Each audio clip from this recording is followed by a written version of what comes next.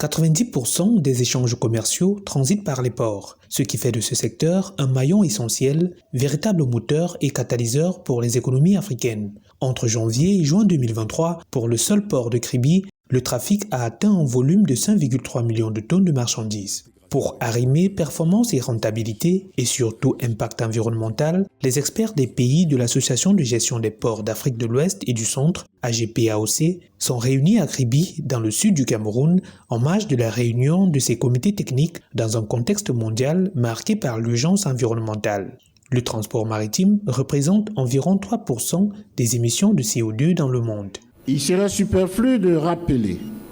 que la durabilité environnementale est au cœur de la réflexion stratégique. Les ports, en tant que point névralgique du commerce mondial, doivent adopter des pratiques écologiquement responsables pour réduire leur empreinte carbone et protéger nos écosystèmes marins et côtiers. Cette réunion nous offre l'occasion d'explorer des solutions innovantes pour intégrer des technologies vertes, promouvoir l'efficacité énergétique et améliorer la gestion des déchets dans nos ports.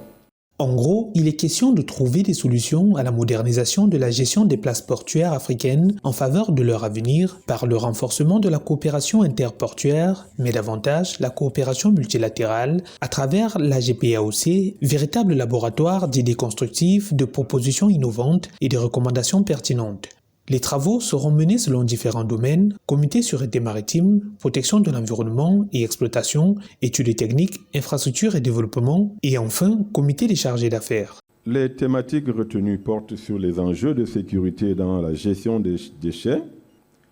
le cas des épaves et la problématique de la disponibilité de l'énergie électrique dans les ports,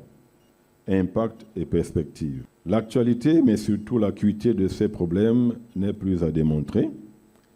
en ce qu'elle constitue les piliers d'une gestion portuaire efficiente qui se doit d'allier durabilité environnementale et haute qualité de services à fournir aux entreprises qui s'installent sur le domaine portuaire. Les travaux des comités de la GPAOC, qui s'étalent du 19 au 21 juin 2024, vont contribuer à l'amélioration de la qualité des services portuaires pour un développement socio-économique perceptible, mais aussi la durabilité et la compétitivité des ports des 14 pays membres, dont la Guinée équatoriale, la Guinée, la Sierra Leone, le Togo, la Gambie, le Bénin, le Sénégal, la RD Congo, le Ghana, l'Angola, la Côte d'Ivoire, le Gabon, le Congo et le Cameroun.